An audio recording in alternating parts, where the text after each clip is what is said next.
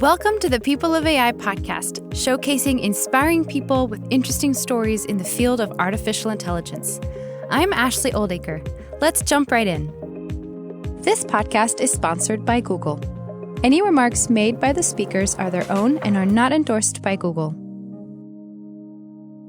Hi everyone, Ashely here, hosting solo today. I am delighted to welcome our guests, Anne Biondi Simonds and Brian Gary. Anne is a visionary founder and CEO of Muse System Enterprises. Anne is an impassioned advocate for creative ownership and social justice. She co-chairs the All In Task Force and serves on multiple educational and advocacy boards. A Princeton graduate, Anne is also an investor and producer in independent media, balancing her professional and philanthropic pursuits with family life in LA. Brian Gary is the co-founder and chief creative officer of Muse System Enterprises. He is Hollywood's preeminent story architect and script doctor for studios, streamers, and networks working within a range of genres from blockbusters to indies. An award-winning writer and playwright educated at the Actors Studio MFA, a current member of the WGA West, and the executive producer of WGA's premier podcast on the craft of writing. He's also an expert systems engineer integral in the development and industry adoption of Apple's revolutionary Pro apps and the ML technologist guiding the evolution of art and science in modern storytelling. Both Anne and Brian are founders of the Muse System Enterprise, also known as Muse, the first intelligent system that synergizes domain expertise with cutting-edge machine learning and leverages a proprietary data science that unlocks, assists, and amplifies human creativity at scale.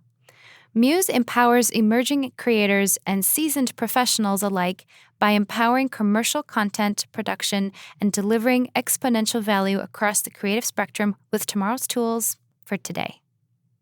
Welcome, Anne and Brian. We're so happy you're here. Wow. Can we just wake up every day with you reading about the company? Because that just sets the North Star of the mission. Like if we're ever wondering, like, what are we going to do today? Let's call Ashely. Have her read that again.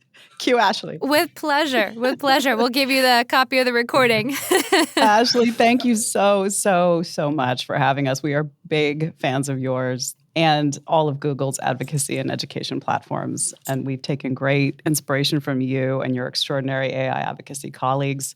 And in particular, for me, for female founder-focused programs. So we really appreciate the invitation and are thrilled to be on the stage with you today. The honor is also shared. All right. Well, as we start with all of our guests, I'd love for you both to tell us a little bit about yourselves. Tell us your story. We're particularly interested in what you were both like as young people, and you both have had some extraordinary careers. And we would love to know how you have gotten to where you are today. So, Anne, I'd love for you to take it away. I grew up sort of under the wing of an industry leader in my dad. And so I was really fortunate to grow up pretty much fluent in the language of the entertainment business and creative innovation and management. I sort of grew up on sets and satellite launches and through digital and CGI and the dawn of streaming across premium and sports and, music. I got a terrific courtside seat at sort of how the business works. But my passion was really always with the creatives and sort of understanding how the creatives who were driving culture worked. And so since I was a hireable age, I was apprenticing and working directly in content creation across mediums, sort of racking up experience in every seat and every platform that I could. And I got my bona fides studying creative psych and film and art in college and kind of set out as an independent creator myself and met my husband early in my career. Bob Simonds, he's a prolific creator and founder of his own studio. And he's really kind of been the vanguard at how to scale our corner of the business for decades now. So he's been a huge supporter of ours in building tomorrow's systems to unlock creativity at scale. And once my kids were in school and I was able to make some time for priority projects that I really wanted to get in shape for screen, other than a heavier reliance on email and PDFs instead of faxes, I was really surprised to find the state of the tooling available to premium creators and theatrical producers like us pretty much where I left it. So it was clear early on that I was going to have to kind of build the operating system I needed to support my teams and, optimally. So that's what we set out to do. Awesome. Brian, tell us a little bit about you. So I grew up in the theater. And my father was a theater director at a university and was also a theater director in his own right. And my earliest memories are, as a child, are playing in the back of a house while students, actors, they were all just adults, big kids to me, were up on stage rehearsing. I went with my father or I was with my mother, and that was the babysitting. They put a blanket down and I was there in the back of the house, playing with my blocks, but all I heard was theater. And so I think it formed that love very early on of storytelling and the power of that and the power of presence and being in a space with other people in a community. And so I followed that pursuit in a very kind of odd combination of athletics and art that also gave way to science. And from very early on, I didn't really see that much of a differentiation between art and science. They were just different ways to express the world around me. And I was very fortunate to be at a time when technology was still very accessible to its guts. When I was there, it really fostered this curiosity of how does this work? How does this thing do what it's doing on the inside? So that same curiosity in engineering and science about how a machine works is also the same curiosity that I approach. How does a story work? The same architecture and engineering. And so my pursuits, both in undergraduate and postgraduate and professionally, have been at this weird intersections of when art and technology complement and collide. And the earliest days of video encoding, that's when I was working with and for Apple, in this new science of being able to take these ones and zeros and stream them out and have it be an acceptable form that people could watch it. That was a burgeoning technology, streaming video, streaming audio, and making those tools accessible and available to people so that that wave of digital video could give way to digital distribution. And so we're yet another wave, and Anne and I, as a bit of serendipity, meet at yet another intersection of art and science, of story and technology. Both of you have such unique and beautiful stories, and thank you for sharing. And Brian, it sounds like your introduction and your sort of love for tech started in, as you would say, sort of the guts of the machine and hands-on, and at a time where you could really play with the tech and take it apart and look at it from the inside. And a lot of our developers that we've had on the podcast, especially from season 1, have talked about that as well. Like the moment they got the computer to say hello world, right? Or sort of taking it apart. So it sounds like you very much share that passion and that spark, that wow moment. And would you say you had a moment like that as well? Absolutely. I think I'm sort of a proud early adopter. Since, the dawn of personal computing, I've been there for it and using it and playing with it. I had made some investments early on in expert systems and SaaS, and I wouldn't say I was a software person.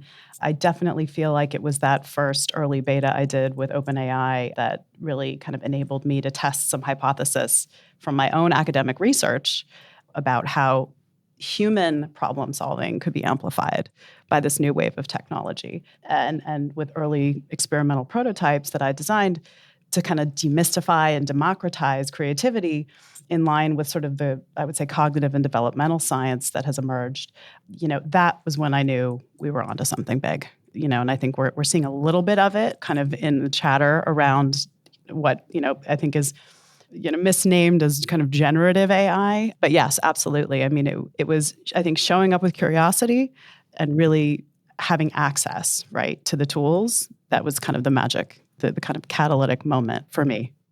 It sounds like it also was paired in with like mass scale problem solving. Like it sounded like the minute that you were able to be like, oh, wow, this can solve a problem I have, but at a mass scale was that spark, that moment. Absolutely. Yes, it's that there's so, I think, much kind of romanticism that we, as I think in Western culture, still kind of hold around what creativity really is, that keeps people away. And I want to make sure that whatever we're doing with Muse is actually making it available. That's really our, I would say, our main mission, is accessibility and attainability in the creative process. And yes, for sure, scale it's not only possible, it's happening. That's where we're focused as a company and kind of as a movement as well. Yeah, absolutely.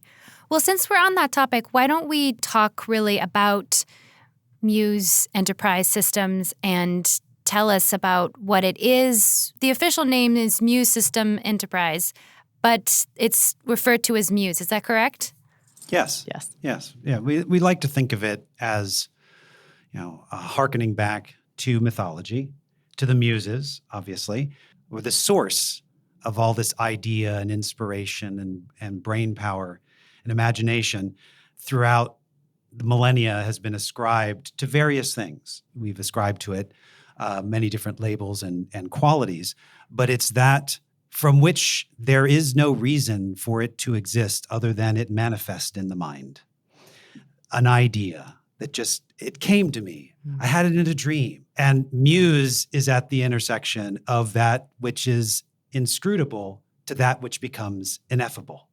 This idea that is now obviously, but 2 seconds ago, I had no idea. And now after the eureka and unlocking it with tools like Muse, I now have something that is absolutely of course.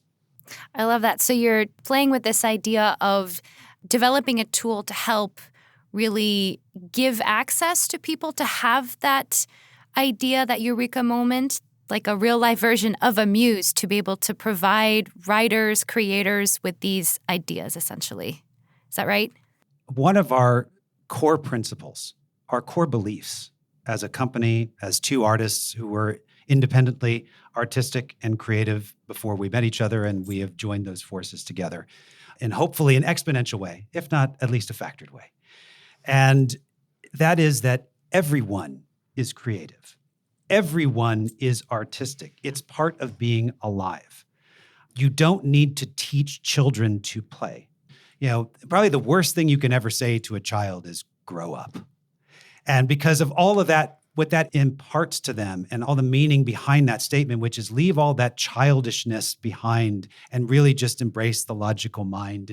And there's a conformity to that and be part of the productive society. And so we start to switch things off in the mind. And then over time, they erode, they atrophy. Yeah. But the beauty is they don't disappear. And so part of Muse is about awakening that latent creativity that everyone has. Everyone has ideas. Everyone can be inspired. Everyone has the chance to be innovative, whether that's with an actual story or otherwise. Ideas come. Yeah. I mean, the science is really clear developmentally that we do tend to socialize out of children this universal capability we all have. We call it creativity. It's really deep problem solving. When we think about creative careers, we mistakenly focus solely on the tasks of what I think of as kind of ascending the ladder of abstraction, right? The symbolic, aesthetic kind of layers that you need to make a good piece of symbolic art. But that's really only one half of the assignment.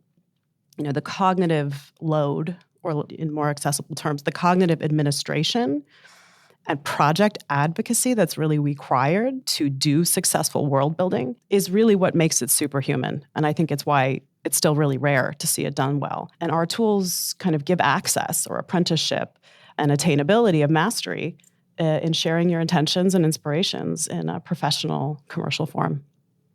I love that. Yeah.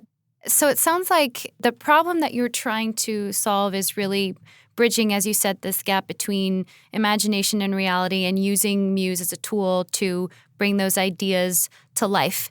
For folks who don't have any really concept or even visual of what Muse is, could you describe what this is like practically and visually? Like, is Muse kind of like a chatbot that opens up, similar to like Bard or ChatGPT, where you talk to it and you ask it questions and it sort of interacts as a muse? Or how does it work? Where would I even go to start using it, and how would I practically use it? Muse begins as a principle of storytelling. We wanted to build upon, the splash that ChatGPT made. One, for what it created back in November, about a year ago. The thing that I think it's easy to forget is that its entrance into the space was because of how kind of seamless it was to use. I didn't have to learn anything. It's no different than chatting with my friend. And I've experienced chatbots. It still had the challenges of, one, I had to go someplace, I had to log in, I had to leave potentially a flow that I'm in to go there. And then as time goes by, I had to remember that was still a service while I'm doing other things. And so we wanted to launch as our first product, which is meant to integrate into your workflow. So it appears as a floating window, not that dissimilar to what you would find on a Mac OS Spotlight search, in that you can engage it very quickly in your current workflow. You're working on a term paper, you're working on an essay, you're working on a screenplay, you're working on a novel. Wherever you are, you can slide this window in and out and get feedback. Does this character work? Is this plot point illogical to you as it turns from Act 3 to Act 4? And then, okay, great. And I can get the feedback that I'm looking for. So if we can introduce into an existing workflow the opportunity to surround yourself with expertise and feedback sooner, more often, you begin to close the loop of iteration, because what happens? I write something, I send it out, and then I wait. I wait for feedback. And so why not just do a pass where I am having a system look at my grammar? Why not have it help articulate my style, have it articulate my story, my architecture, and give me feedback so that I can have a mirror to my intention sooner than later? Oftentimes what happens is writers, and by writers, I mean small w writer, everybody who uses the written word as a form of communication, to articulate an idea, a concept, to share it. We have language so that we can communicate to each other and share this crazy experience of life. And so why not hold up a mirror sooner than later to say, this is what I think I have put forward. This is what I think I am communicating. These are my ideas, objectively looking at it or subjectively looking at it, because I can instantiate inside of Muse a critic, a friend, any of those ways to view the work, being able to instantiate expertise in a form that you would find in collaboration. That's really what Muse is, to support that collaboration, that feedback, to give you opportunities to interrogate your own intention, your own ideas. I think some of the most important and valuable work that I'll ever do as an advocate and a founder has been in education and model services and resources for underrepresented and underserved communities, and in scaling Muse as a best practice and a next generation solution. We're really prioritizing students and underrepresented creators and communities to kind of demystify, but also de-risk the process.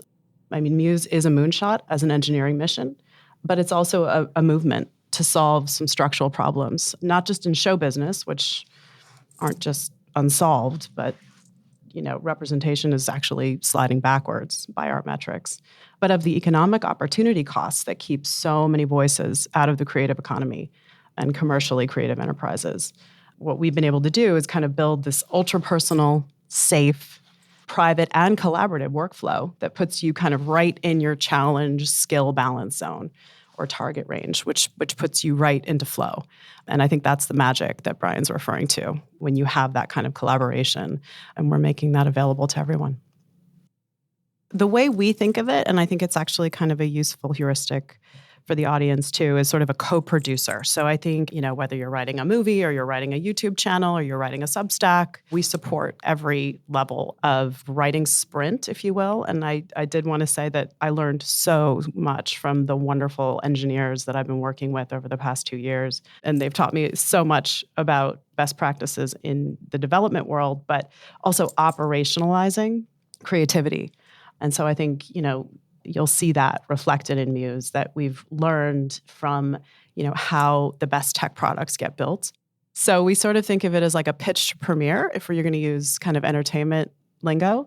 But the co-producer, the producing role in commercial entertainment and premium entertainment is key to the success of any project.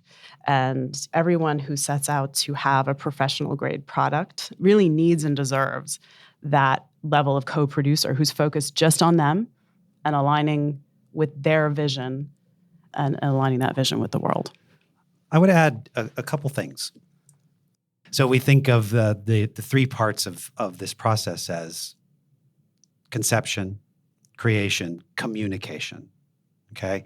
So Muse is working with you at each of those levels: conception, brainstorming, coming up with the idea, creation, actually executing that first draft that is now external to me.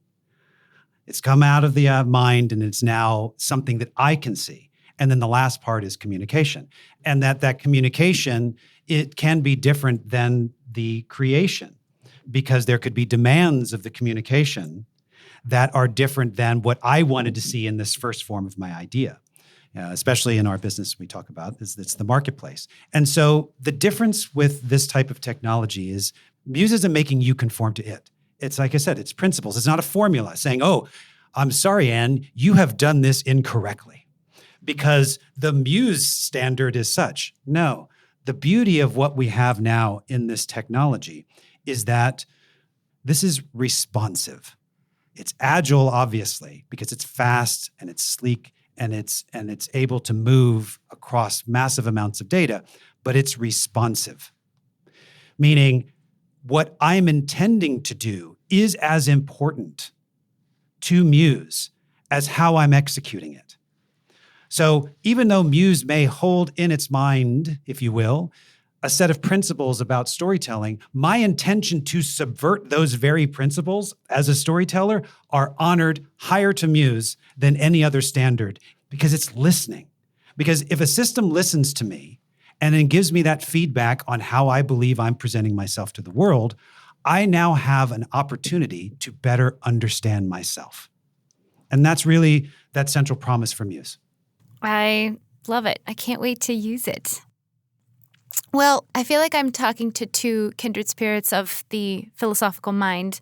What have you both learned from using this tool? I'll touch back on what I said earlier. I know it's a big goal of this podcast, and I think of the Google advocacy programs at large, to really get the technology into the hands of non-technicals, people who don't identify as engineers or as tech folk. Having these tools be democratized, I think the cost of not just using AI, but having subscriptions like Muse are going to be life-changing, and they certainly have for me. And I would encourage everyone out there to go deeper, to push yourself, whether it's from tech into creative fields or the reverse, no matter where you are in your journey, especially for women, I would say. This is an incredible leveling tool and equity tool. There's just so much to be gained and really nothing to lose. Awesome. I want to answer you by way of some assumptions of my own that I saw fall in this process. So it's a bit of a philosophical answer to your question, but I think that that's the power of something like Muse, because I had a system. As this budding or frustrated engineer, you can imagine that I would approach stories like systems, and I had an approach. And one of the reasons why I am a assignment writer, the parlance is a script doctor, is that I can go in and I can assess things very quickly, and I can execute effectively and dispassionately towards the end. Meaning I see the problem and I can effectuate the solution to the problem and we can move on. So my answer to you is an understanding of what technology is, not just what art is. So that marriage of art and science. So we often think of technology as some innovative bit of science that turns into a form. And the form is usually physical. It's a thing. We produce a thing. It's just external to us. But when Anne and I got together, we realized that in order to support the process of communication, those 3 C's, the conception, the creation, the communication, those things that we began to parse apart that you can look back and say, this is story. We realized that we had to go on a much longer journey. And the journey was not to the future, but the journey was to the past. We had to go thousands of years into the past. And what we discovered is that in many ways, the very first piece of technology that humans ever created, not fire, remember, we stole that from the gods, And again, that's put a pin in that because that's going to come back. Because we just harnessed fire, but we said we stole it from the gods. Again, that's important. So the very first technology that separates the intelligence of humans, and we see intelligence around us all over the animal kingdom here on this planet Earth, but humans have a separating, differentiating technology, and that is story. Story is technology. Story is one of our first, if not our first technology. It is a fundamental technology to everything that we do. If I can interrupt, so sure, what do you mean by so what is your definition of technology? So that's great. So let's explore that. So why is story technology? But let's actually go underneath and let's talk about technology. Story as technology. For thousands of years, story was the technology in which we recorded who we are. It was the very first recording device ever invented, and it stayed persistent for thousands of years. Story as an encoding device. We encoded our culture. We encoded a people, a place, a time. We encoded everything that was important, our meaning of the madness of the universe, of the chaos. But where did we store it? Well, we didn't create an external hard drive. We used our minds. Our internal hard drive. That's right. The organic hard drive of the mind. For thousands of years, we encoded culture. We encoded who we were into story, and we stored it in ourselves and our brethren, and we shared it and we passed it on. And so whether it was at first performed or it was pictogrammed or it was pantomimed, you can say, well, what about language? Well, let's talk about language. For thousands of years, and even up to just relatively recently, which now we are awash in recording devices, but they're all external. Everything's an external. We can chronicle everything, but what are we really recording? And so language, for the vast amount of the human existence, 99.9% of humans that have ever existed were illiterate. So even in the presence of language, their experience of the shared humanity was through story, the oral tradition, our primary technology. So not only can we use story to encode, our very first technology, we're encoding it, we are storing it in our organic hard drive, but we can use story to create. And again, this is something that only human beings do because, and this is the word Anne used, abstraction. So let's look at one word that without story, our technology of story could not and would not exist. And that word is hope. I see the world I'm in, I see the relationship I'm in, I see the community I'm in, I see the greater world around me, and I can envision that state in my mind. And then I can see a different version, a hopeful version, a world in which, a relationship in which, a community in which I will want to aspire to, that I'd want to live in. And then in that center part, I can imagine and iterate all the things that I could do, that we should do together to make that change. And everything we do with Muse, everything that we found out about, Anne and I have found out about ourselves as artists, about human beings, has been in the pursuit of honoring, of revering this primary source technology and doing everything we can to surround that primary technology with support, with amplification, and as Anne already brought up, with access. I think there is a lot of concern around this new technology about it sort of taking away some of that humanity. But what I'm hearing you say is that it's amplifying the humanity. And I've always grew up with this concept of technology being the antithesis of humanity, really. I always view technology as kind of a very neutral, metallic tool to amplify us as humans. And in many ways, I think technology has served that purpose over time up until today, right? Between, having calculators, which just amplify our ability to do math, printing presses, which allow us to amplify and spreading the stories and the spoken word, to like cameras. It sounds like technology and this human capacity of human creativity is bridging closer and closer together. Being a creative and being in the world of tech, like I never saw myself in tech, but I'm finding myself being very surprised that they are much more sort of intertwined than I thought. So yeah, let's take it for where you will from there. There's no real question. I think this is just us just talking now. So yeah, just I'm us curious. friends. Yeah, we're ready. Yeah. We live this. We live and breathe this. We're so ready. We'd love to dive into it. There's sort of this, again, division, I think, unnecessarily, at least in our culture, between creating and the tools of creation, Producing, right? production. Yeah. I mean, the art, the craft and the art, the art relies on craft. The business on the commercial side, but also on the amateur side or the aspirant side, always relies on technology. You touched on photography.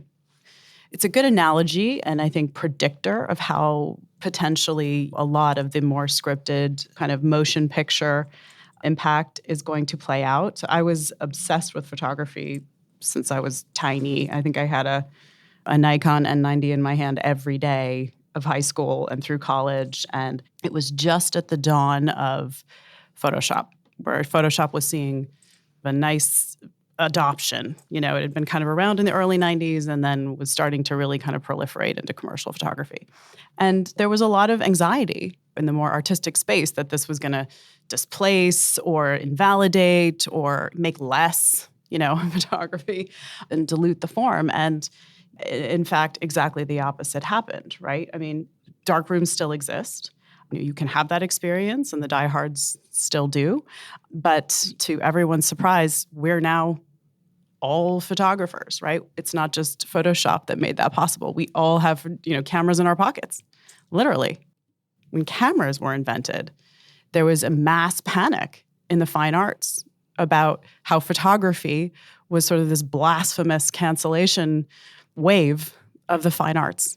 And to everyone's surprise, that wasn't true. Those arts have never been stronger or, frankly, more valuable. And, I think we'll see a sort of similar adoption curve, but also kind of gentle, beneficent evolution of creatives giving themselves permission. The panic around technology is just something that happens with every new wave, and it's been pretty well documented. And I think, a lot of these tools have been defined or misdefined by those who have had early access to them. But I do think this is going to be a much more populous tool than we can quite see yet. I think Brian and I have the great honor of kind of seeing around the corner on how this might play out. And I think the future is very bright.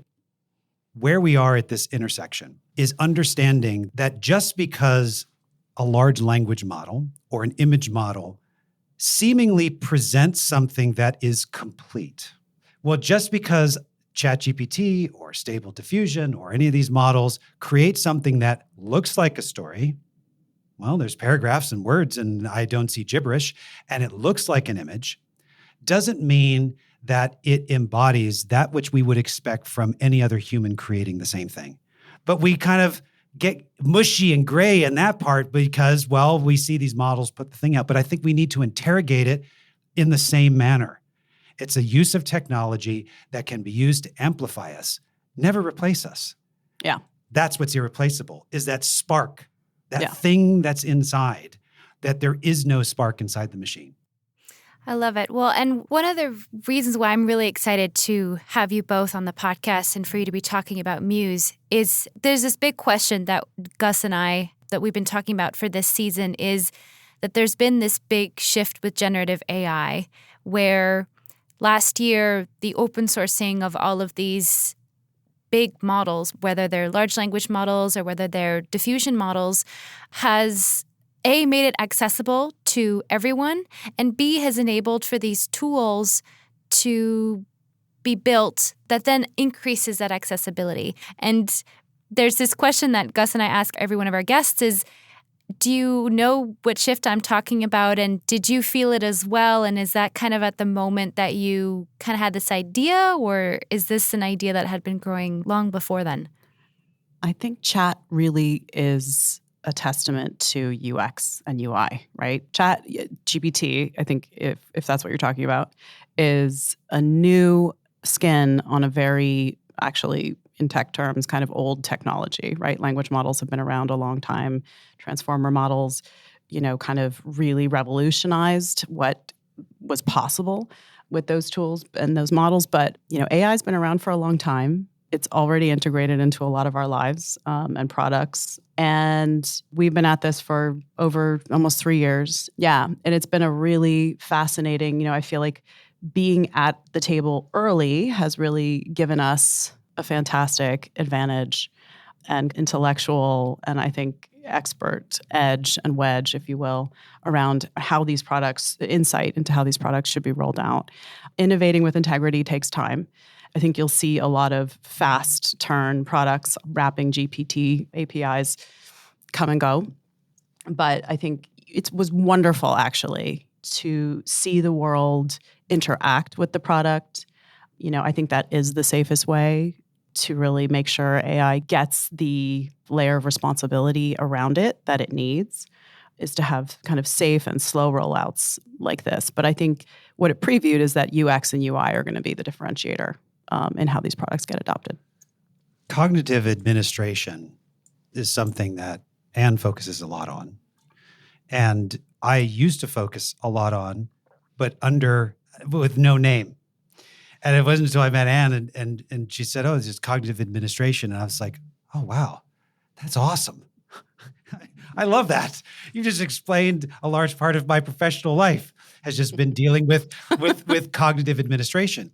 And so if we look at an evolution versus signal moments, they're important. Signal moments are important. But the evolution of how we have used technology at different phases to reduce cognitive administration. Accountants were apoplectic when the spreadsheet came out. And then they're like, wow, this is awesome. We always are finding ways to relieve ourselves of parts of cognitive administration so that we can retask and refocus those efforts towards intention. And so the notion of these systems and their ability, again, I love that the notion of responsive AI, analytical AI, that it's really good at doing the things that are hard. I'll give you an example inside of being a professional writer in film and television. One of the hardest things to do at the very end of a project is when you're handing it in and you go into a meeting and you have to sit there and talk about this thing that you've spent all this time on, and you have to hold the entire movie in your head at once and field questions. Well, what if we did this or that? And you're like, well, if we did that, it actually on page 18, it's going to do that. That's really you difficult. Unravel the sweater, yeah. Yeah, that's really difficult to do. So oftentimes you just kind of take notes. Yep, okay. And then you go back and you try and do this painstaking process of disambiguating what was a conversation in the room, a creative conversation, into actionable steps, because it's really hard to hold the whole thing at once. But if I could offload some of that cognitive administration of just hold the plot for me for a second, Muse, and I want to see if I can address this character note to deepen the emotional stakes for the person in the moment. But if I create this pitfall, can you just help me out? What does it do? Where does it ripple? And if I could have had Muse just sit there and just hold fast to the mast of the plot for me, Muse. Just hold that tight. And I'm going to throw out some ideas, and Muse can say, well, if you do that, these are the implications. And again, it's not, Brian, you're wrong to do that, because I may say, you know what? Okay, thank you. That's an acceptable task. That's an acceptable risk or consequence of this choice here. I can fix that in 2 lines of dialogue, but thank you. Yeah. Because the other thing I was contemplating would have wrecked the third act. Yeah, I think it's also really important to note that what Brian's describing is an incredibly sophisticated hierarchical planning kind of sprint, right, that we support. And there is no one-button solution for that, and there never will be. We kind of like to say the imitation game is now kind of relatively easy, referring to the Turing test and what chat's been able to do. But making really compelling content is very, very hard for humans, and statistical models can't do that, no matter how charming the reinforcement layers are, or they appear at first. And I think we want to make sure that we're very clear that we are sensitive to copyright. We are not working on copyrighted data. There's a huge fear among professionals about that, including us. And we want to be very, in our messaging, if we want to go there, that there are ways to do this work in very copyright safe ways. And at every level of conception, that's where the map of action that is Muse, I think, is most valuable. The chat interface, to go back to your first question, Ashely, has been a wonderful entree, but that interface is not capable of what we're describing and what Muse can do and what Brian's just beautifully mapped out for you. So what are some of the non-obvious things that will come of this technology, and what are sort of the unseen maybe side effects or results that you kind of foresee will be yielded as a result of using Muse? One of the things that's really, I think, a huge issue in education, formal and otherwise, not just in creativity and the arts, but in general education, is sort of the under-recognized and underserved neurodiverse population. That means, people who don't think in linear audiological terms. That's really what school's built for. And what you're seeing with the technology and machine learning solutions is that you can do a lot of really wonderful, deep work, iteration, and expression at a much deeper level than the tools and processes that were offered or available. Even now, it's still sort of considered kind of fringe or special education. But I think, one of the things that's going to be best served by this technology is really meeting students and writers, creators, storytellers, where they are in their own preferred mode of expression and thinking. And so Muse, you can think of as sort of a scaffold for deep work across the spectrum that we've laid out, the conceive, create, and communication process. So that's kind of where I think, from where I'm sitting, where it's going to have a massively beneficial impact in education specifically, but also in kind of I think, inviting a lot more people to a complex, planning process, whether it's in the arts, in game design. I mean, there's so many ways that we're seeing and we're using the tool that you can be accelerated and amplified, not just in your original idea, but the execution of it. And that requires a lot of deep, nonlinear work that's very, very hard to scaffold. And there are, geniuses and auteurs and masters like Brian, very few in the world, who have built these tools for themselves. But with AI, you can actually sort of have Brian with you all the time, in silico. It is truly profound how it really can be with you at every stage of the process, be a capture tool, be a collaborative tool, one-on-one with the system, but then also be a collaborative kind of neuro assistant for everyone on your team on platform. And the exponential power of that, I think, will really pleasantly surprise everybody. Time is the commodity. Though my contract says I got paid to deliver X work, a script, a summary, a treatment, whatever the case is, but what I'm being paid for is my time to produce that. So if I can, and as a small business, as a creative entrepreneur, if I can better manage my time, I will now change the value relationship, the value matrix around that effort and the work. I get to control that because it's assumed that I'm going to do my best. It's assumed that I've been hired because there's something about me individually that I can perform a task, even if it's just I was the one who was available. The notion of being able to manage time is critical. And if we can use a system like Muse to shorten the loop, to close the loop on iteration, to close the loop on feedback, first feedback, second feedback, third feedback, to close the loop of time and toil and effort and brain space spent on cognitive administration. If I can buy back time with Muse, that is the best thing Muse can give me. And look, everyone's got their different process aversion, right? When they get into a flow, and it's very hard to get into flow. And we can talk about AI as a flow trigger and flow stimulant and assistant. But I think operational friction is different for everybody. And whether or not you know what your particular blockers or aversions are, there'll be an unblocker available for you in this system.